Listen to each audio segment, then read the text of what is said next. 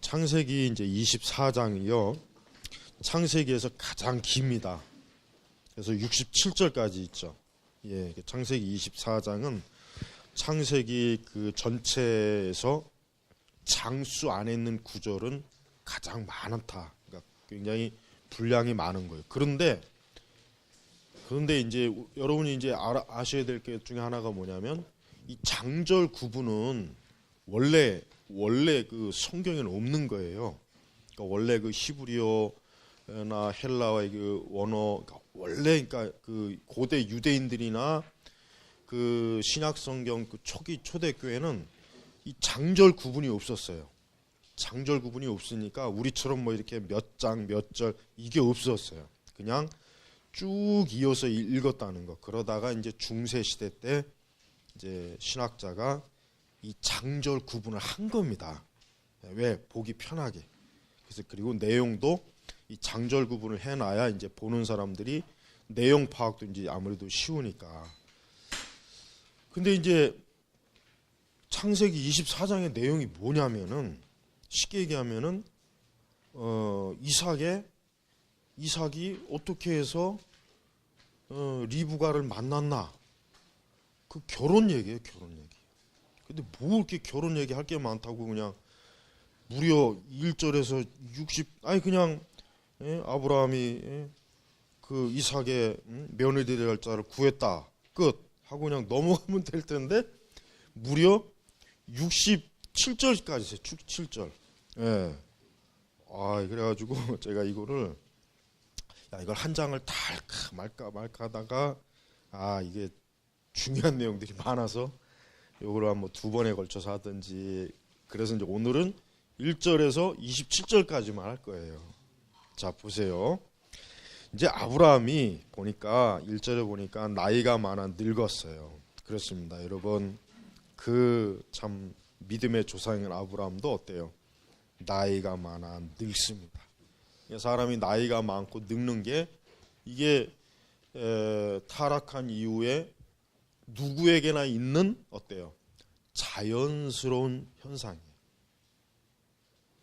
근데 이 나이가 많고 늙는 것이 사실 물론 원래 하나님께서 사람에게 창조한 그 의도는 아니잖아요. 그냥 아담과 하와는 나이가 들고 늙는 것 자체가 없습니다.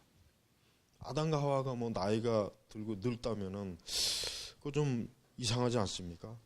그러니까 나이가 들고 늙는 것도 왜 그렇습니까? 죄의 원인이에요. 죄. 그리고 이제 어차피 이제 죄로 인해서 사람이 나이가 들고 늙는 거는 그건 거부할 수가 없어요. 그러니까 우리 성도들은요, 내가 나이가 들고 늙는 거를 절대로 슬퍼하지 마세요. 그걸 어떻게 하면 좀 늦춰볼까 해가지고 막 얼굴을 쥐어뜯고 쳐 바르고 그냥 막 피고 막. 그러니까 뭐 의학적인 이유에서 그런 건 상관없는데 뭐 미용을 위해서 막 얼굴에 막 주사 쏴대가지고 막 팽팽하게 그냥 다림질하고 절대 그렇게 하지 마세요. 그리고 머리도 뭐 이렇게 뭐 흰머리가 나오면은 그냥 나오는 대로 해요. 뭘 그걸 그냥 물을 그냥 뭐 이렇게 뭐 자꾸 들입니까? 염색하면 눈도 나빠지는데. 그러니까 사람이 우리 그리스도인들은 육신에게 그렇게 크게 뭐 그렇게 의미를 막 뭐 지나치게 두질 않습니다. 그냥 자연스럽게 추하지 않으면은 자연스럽게 그냥 내버려둬요. 그게 좋아요. 그게. 여러분, 아브라함이 나이가 많아 늙었다. 성경에 굳이 왜 이런 말까지 왜 썼을까? 뭐예요? 믿음의 조상 아브라함도 이렇게 나이가 들고 늙는다는 것을 알려주는 거예요. 그러니까 이게 바로 아담 이외의 모든 인간이 이렇게 되는 것이다. 그걸 알려주는 거예요. 자, 그런데 이제 중요한 게 있습니다. 자, 이제 아브라함이 거기 보니까 여호와께서 아브라함이 하는 모든 일에 복을 주셨다. 그랬습니다. 그러니까 아브라함이 이제 평강, 이제 아브라함이 그냥 그 젊은 시절 그 정말 고향을 떠나 부름받은 이후에 얼마나 그 참 질풍노도의 시기를 막 거치고 그러다가 이제 노년에 이제 평안, 안정을 얻은 거예요. 근데 이제 중요한 게 하나 있습니다. 뭐냐? 이삭의 아내를 구해야 돼요. 왜냐? 그래야 이제 아브라함으로서는 그 아들이 이제 결혼을 해서 후사를 낳아야 이제 아브라함으로서는 어때요? 이제 마음이 그때서야 이제는 정말 이제 안심이 되는 거죠. 이제 자기가 하나님께 부름 받은 이후에도 더 이상 이제 걱정할 게 없죠. 근데 이제 아브라함은 이삭의 결혼을 굉장히 신중하게 여겼어요. 부모는 자녀의 결혼을 신중하게 생각해야 돼요. 우리 그리스도인들의 부모들은 자녀의 결혼을 신중하고 진지하게 어떻게 해요? 하나님 앞에 기도해야 됩니다. 자, 아브라함 보십시오. 아브라함이 지금 신부를 구하는 기준이 뭐냐면은 기준이 있어요. 뭐냐면은 4절에 보니까 3절 이곳 가나안의 딸들 중에서 내 아들의 아내를 데려오지 말고. 여러분 가나안의 딸들이 왜 안 되는 줄 아세요? 아까 오전에 잠언서 읽었죠. 가나안의 딸들은 하나같이 간음하는 여인들이에요. 음행하는 여인들이에요. 도덕적으로 윤리적으로 아주 나쁘고 우상숭배하죠. 그러니까 이 가나안의 딸들은 절대 안 되는 거예요. 그러니까 오죽하면은 그 아브라함이 그 종에게 내 넙떡 그 손을 맹세하는 의미에서 자기의 넙적 다리에 손을 넣어라 그리고 맹세해라 이거예요. 절대 이삭의 아내를 가나안의 딸들은 안 된다. 왜? 자기가 가나안에 와서 보니까 이 가나안의 여자들이 어때요? 완전히 이건 음란하고 우상숭배에다가 그런 딸들을 만약에 집에 들었다가는 이건 진짜 이건 하나님의 저주와 진노받고 이삭이 완전히 그냥 어때요? 완전히 패가 망신하고. 그러니까 아브라함이 벌써 절대 가나안의 딸들은 안 된다 이게. 딸뿐이겠어요? 아들도 안 되는 거예요. 그러니까 우리 성도분들은 자신들의 자녀들이 절대로 이 가나안의 딸들, 절대로 이 가나안의 딸들, 불신자, 이단자, 그다음에 뭐예요? 천주교인. 난 특히 우리 개신교도들이 자기 그 딸과 사이를 천주교인하고 결혼시키는 거 보면 난 정말 그건 참 어떻게 그렇게 미련할 수 있을까?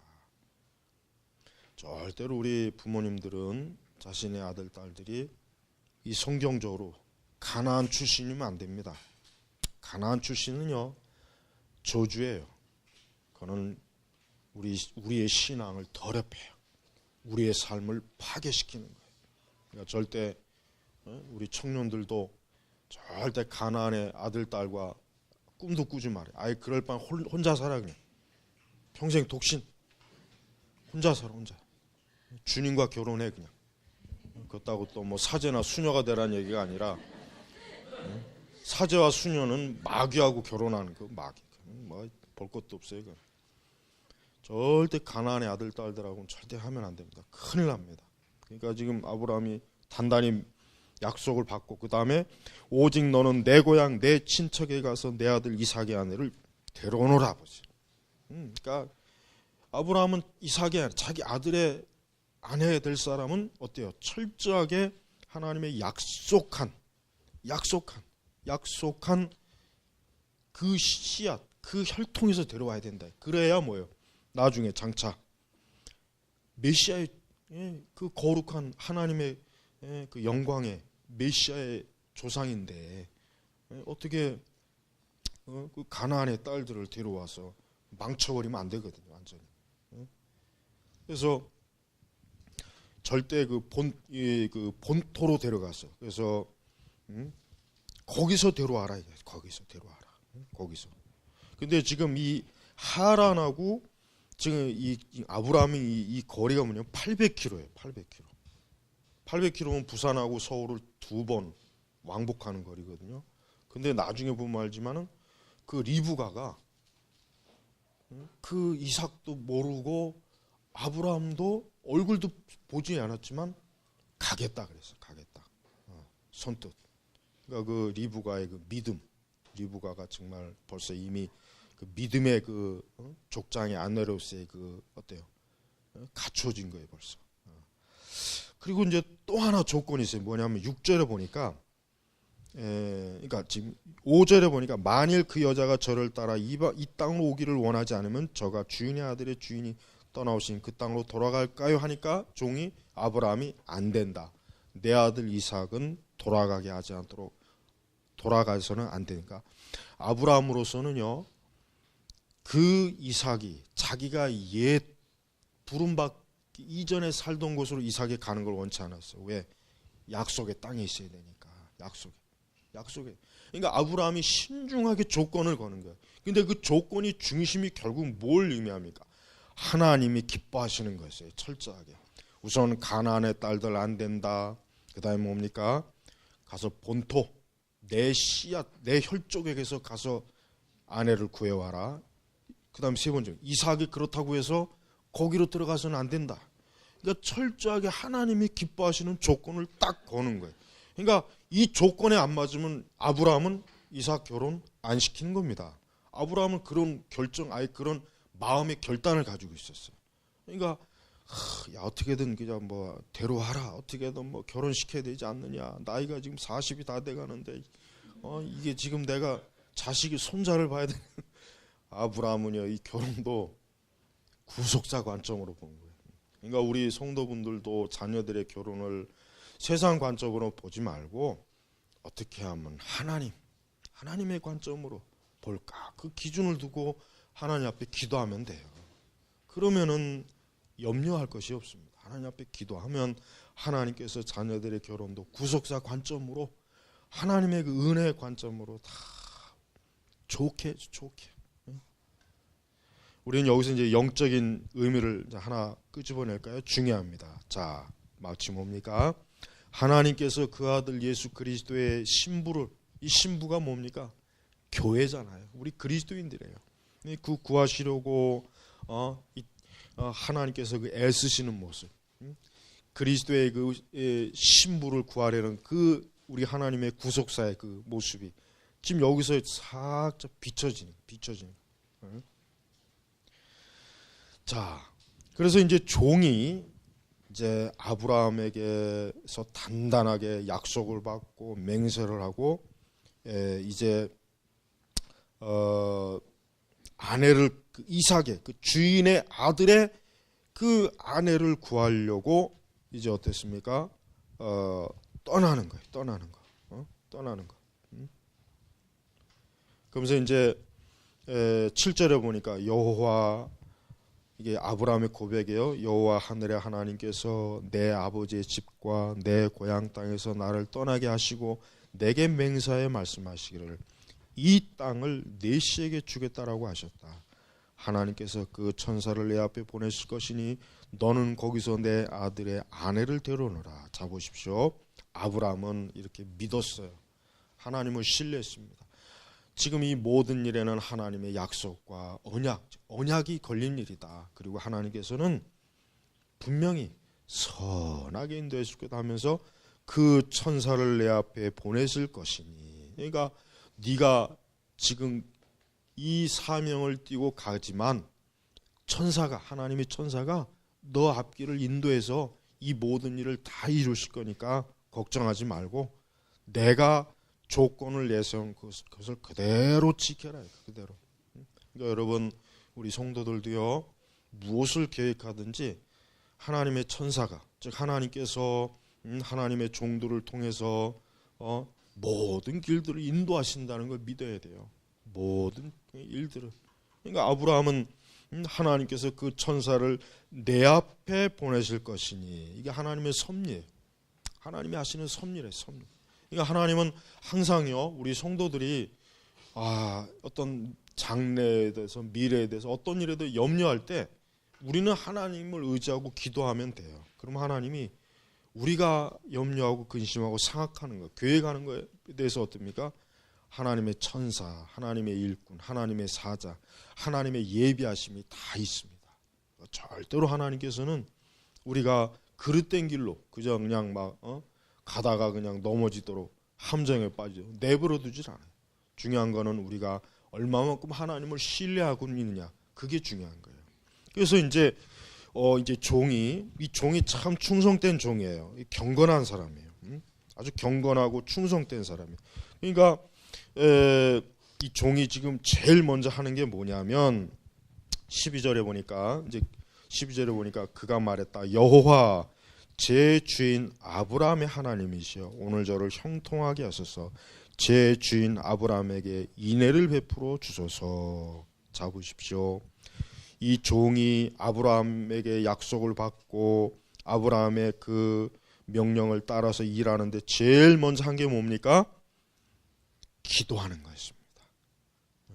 하나님 앞에 기도함으로 아브라함이 지금 이루려고 하는 일을 하나님의 손에서 순전하게 어려움 없이 잘 인도함 받도록 하나님 이루어 주시옵소서라고 뭐예요?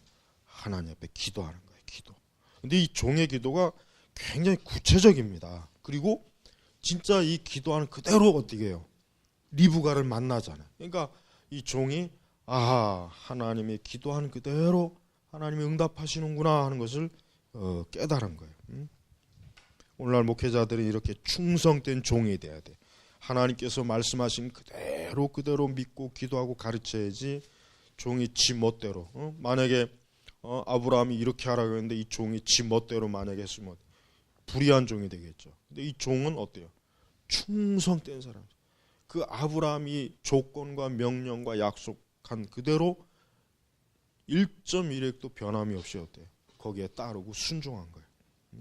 그래서 15절로 넘어가 볼까요? 15절 보니까 보아라 그 종이 말을 마치기도 전에 아브라함의 형제 나홀의 아내인 밀가의 아들 부두엘에게서 태어난 리브가가 어깨에 물덩이를 메고 나는데 자 드디어 이제 리브가가 나옵니다. 리브가 이제 이삭의 아내 리브가가 드디어 나옵니다.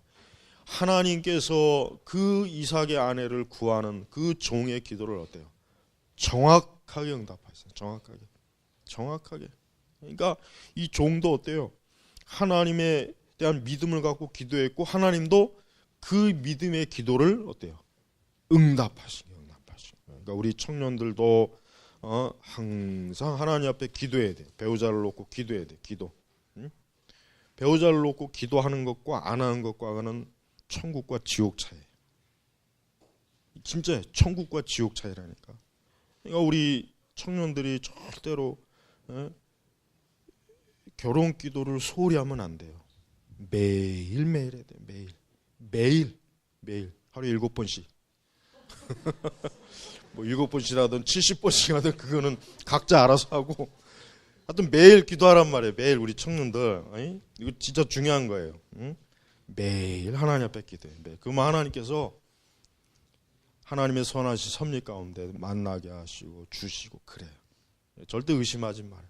꼭 그래도 돼요. 물론 이제 하나님의 섭리 가운데 너는 평생 독신으로 살아라. 그게 하나님의 내 뜻이다 할 때는 또 거기에 따라야죠. 또 그게 또 겁나는 사람도 많을 거예요.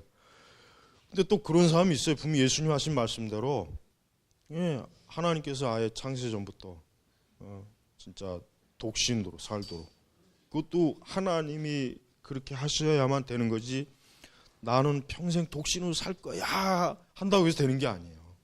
그게 내 마음대로 되는 게 아니란 말이에요. 내 마음대로. 하나님께서 정말 그렇게 부름받은 사람은 그렇게 돼요. 그리고 자기가 독신의 은사가 있는지 없는지 알 수 있는 방법이 하나 있습니다. 뭐냐면 전혀 이 결혼, 배우자에 대한 그 생각이 전혀 안 날 때, 전혀 거기에 대해서 불편함도 없고 그러한 마음도 없고 그러한 어떤 일체의 어떤 내가 지금 결혼을 못해서 막 힘들고 그런 게 없는 신자들은 청년들은 독신의 은사가 있다고 봐도 괜찮아요. 물론 그것도 오랫동안 지켜봐야겠죠. 그러나 실제로 독신의 은사가 하나님 준 사람들은 내가 막 결혼을 해야 되겠다라고 하는 그런 마음도 안 들고 그럴 필요성도 전혀 느끼지 못하고 그런 사람이에요. 그게 첫 번째입니다. 그러나 날마다 결혼 생각나는 사람은 일찌감치 그건 아니니까 그냥 기도해. 혹시라도 나한테 하나님이 독신으로 살라고 요구하실까 하고 겁내지 말고 아예 그냥 기도해요, 기도. 그리고 독신의 은사라고 하는 건 뭐 하나님이 그렇게 뭐 아무나 주시는 건 아니에요. 그렇게 많은 사람을 하나님 부르시는 건 아니에요. 그러니까 요 기준이 가장 정확합니다. 그러니까 내가 결혼을 해야 되겠다. 또 결혼에 대한 마음이 있다면은 그건 독신의 은사가 없는 거예요. 없으니까 결혼 기도를 하면 됩니다. 자, 보세요. 이렇게 하나님께서는 아브라함의 기도를 어때요? 선하게 드려요, 선하게. 여러분, 우리가 하나님 앞에 어떤 선한 기대를 하죠? 그건 좋은 겁니다. 하나님 그걸 기뻐하세요. 그걸 기뻐해요. 우리가 어떤 선한 마음을 가지고 선한 기대를 갖고 선한 것을 하나님 앞에 구하면은 하나님 굉장히 기뻐하셔요.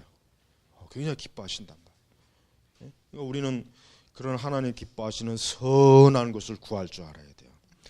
그리고 이제 리브가는 참 정말 하나님께서 이삭을 위해서 예배해 놓은 여인이 맞아요.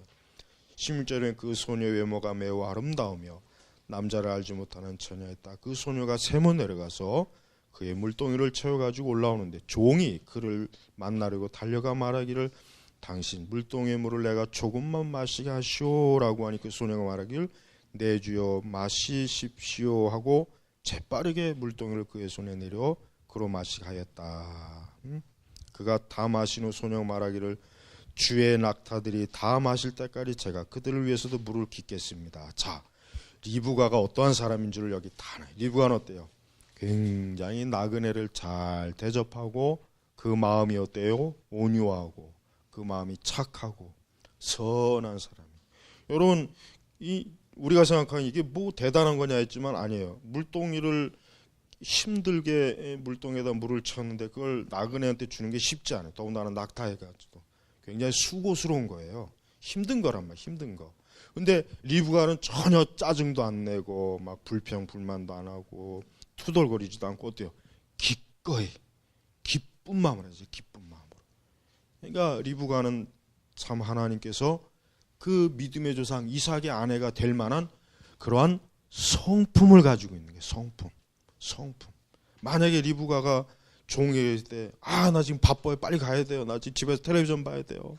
나 오늘 집에 가서 빨리 나 화장해야 돼요. 나 오늘 저 미팅 있어요. 알아서 저기 가서 떠먹어요. 뭐 나한테 그런 것까지. 만약에 리브가 막 이랬어 봐요. 그러면은 벌써 그 성품 자체에 글러먹은 거야. 글러먹은 거야. 응? 그러니까 리브가의 마음이 어때요?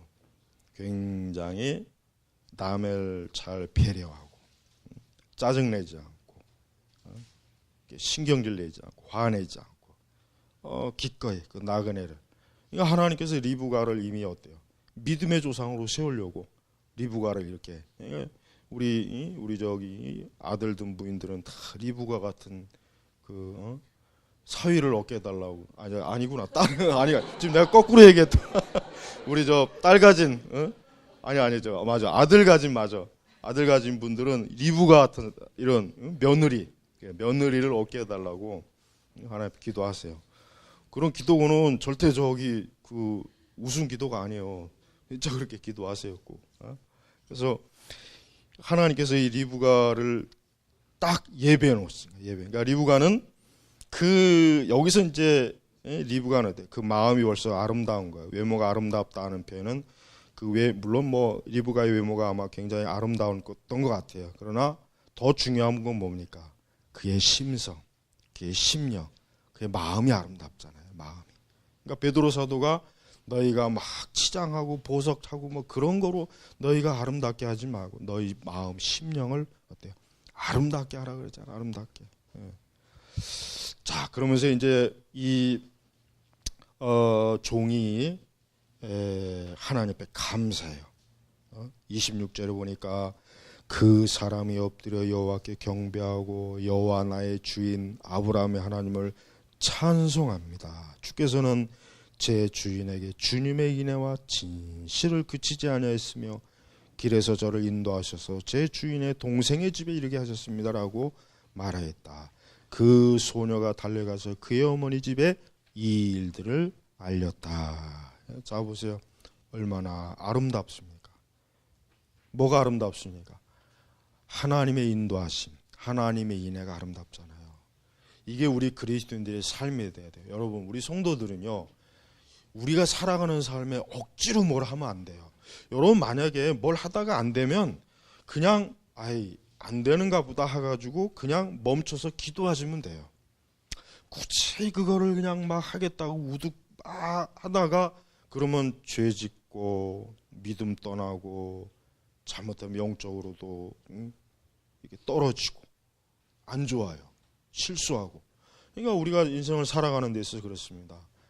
뭘 열심히 우리는 하고 성실하게 해야 되겠지만 안 되면은 그냥 안 되는 거로 그냥 딱 멈추고 기도하면 돼요. 그래서 하나님이 다음에 또 어떤 길을 인도할까? 그러니까 이 종을 보십시오. 시작부터 끝까지 뭡니까? 하나님 앞에 기도하고 하나님의 섭리와 인도하심을 세심하게 살펴보잖아요. 그리고 하나님께서 그 모든 일을 순전히 은혜롭게 잘 이루어 주셨음에 대해서 어때요? 감사하지 않습니까? 감사. 이게 그러니까 우리 신자들의 삶은 이렇게 자연스럽게 하나님의 섭리로 뭐든지 하나님의 섭리로 이렇게 자연스럽게 내려와야지 그냥 뭔가 모르게 자꾸 좌충우돌하고 뭔가 막 이게 그게 있어. 그런 분들이 있어요. 그러니까 그런 분들은 뭐가 문제냐면 하나님을 앞세우고 하나님에 대한 신뢰와 믿음을 가지고 잠잠히 그것부터 좀 배워야 돼요. 그냥 혼자 막 들고 날뛰고 막 설치지 말고 잠잠히 여호와 앞에 잠잠하라. 잠잠히 하나님의 섭리. 그러니까 성도들은 항상 매사에 하나님의 섭리가 어떻게 해야 될까? 그걸 지켜보란 말이에요. 그게 믿음이에요. 말씀을 통해서 기도하면서 하나님의 섭리가 어떻게 될까? 그러니까 지금 당장 뭘 이런 것 저런 것 때문에 속상해하지도 말고 괴로워하지도 말고 힘들어하지 마세요. 물론 그런 마음은 들겠지만은 믿음입니다. 전능하신 하나님의 손에 나를 맡기고 내 삶을 맡기고 하나님께서 그 모든 일을 은혜 가운데 인도하실 거라고 하는 거. 이게 아브라함의 종에 가지고 있던 믿음인데 이 믿음이 그대로 하나님이 이루어 주시지 않습니까? 그러니까 이 종이 하나님 앞에 엎드려 경배하잖아요. 경배. 그러니까 우리의 삶이 하나님의 주권 안에 섭리 안에 있으면요. 이렇게 평안해요. 평안하고 죄 안 짓고 어리석은 길로 가지 않고 이렇게 되는 것입니다. 이게 믿는 사람들의 하나님이 받은 축복의 은혜인 거예요. 우리가 이렇게 돼야 되는데 사실 오늘날 많은 신자들은 그렇게 되지 않고 있어요. 하나님은 하나님이고 나는 나고 그러니까 내 계획과 하나님의 계획과 뜻과 이게 안 맞으니까 그러니까 신앙생활 해도 하나님의 섭리와 인도도 모르고 못 받고 그렇게 되는 것입니다. 오늘 우리 이 말씀 속에 우리가 살아가는 믿음의 원리도 담겨 있고 또 뭡니까? 하나님 아버지께서 이 땅의 교회 그리스도의 신부를 아름답게 어때요? 구하는 모습도 영적으로 나와 있지 않습니까? 그러니까 여러분 이 오늘 24장 1절부터 28절까지의 말씀을 다시 한번 잘 보십시오. 이 말씀 한 구절 한 구절이 뭐예요? 다 하나님께서 우리 성도들을 위한 선한 섭리와 인도와 은혜 구원의 은혜까지도 잘 보여주는 거예요. 잘. 그러니까 우리 성도들 날마다 감사하고 또 날마다 아브라함의 종과 같이 경건하게 하나님을 경외하며 하나님의 주권을 믿어야 돼요. 하나님의 주권. 하나님은 매사를 섭리하신다. 하나님의 섭리는 무엇 하나도 빠지는 것이 없다. 우리가 하나님을 작은 것부터 큰 것까지 하나님을 주권과 섭리에 다 기대면 하나님은 정말 작은 것 하나라도 다 인도하신다. 믿음을 가져요. 믿음이 우리가 이 세상에서 세상을 의지하지 않고 살아갈 수 있는 유일한 길입니다. 우리가 이러한 믿음이 없으면 우리도 세상의 원리대로 살아야 돼. 그렇게 안 살면 죽도 밥도 안 돼요. 그렇게 안 되면은 진짜 죽도 밥도 안 돼요. 큰일 납니다. 그러니까 철저하게 하나님을 믿는 주권의 믿음을 갖고 살든지 아니면 그냥 세상의 방식대로 그냥 그렇게 살든지 어느 쪽으로든 살아야 될 거 아니에요. 그러나 우리 그리스도인들은 하나님의 주권적인 섭리와 믿음을 매사에 찾고 구하고 하나님의 살아계심, 하나님의 예비하심, 인도하심을 구할 때 그러면 이렇게 아름답게 잘 이렇게 흐른단 말이에요. 아름답게. 이따 그룹토이 주제할 때 요 네 가지를 잘 보십시오. 이 네 가지가 바로 우리가 이 성경에서 적용할 수 있는 주제들을 뽑아낸 거니까 이 네 가지를 잘 보시면은 이 창세기 24장의 이 전반부, 그래서 다음 주에는 29절부터 이제 하겠습니다. 오늘 이 24장은 정말 귀중한, 영적으로도 교회를 선택하시는 하나님의 이 섭리, 육신적으로도 하나님께서 성도들에게 하나님의 살아계심을 이렇게 분명하게 알고 깨닫는 이 아름다움, 이 영적인 존귀함, 이 은혜를 우리에게 가르쳐주고 있습니다. 기도하겠습니다. 하나님 아버지 감사합니다. 오늘 우리에게 주신 이 거룩한 창세기의 말씀을 통해서 하나님 아버지께서 이 땅의 교회를, 그리스도의 신부를 택하는데 얼마나 하나님의 신실하심과 지혜와 명철이 있는지 우리가 볼 수 있습니다.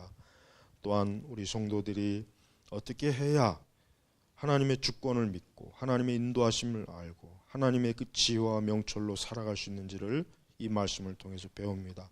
우리 온 교우들이 오늘 주신 말씀의 교훈을 마음에 품고 하나님을 영화롭게 하고 하나님과 함께하는 사람으로 평생도록 지내게 하옵소서. 예수님의 이름으로 기도 올렸습니다. 아멘.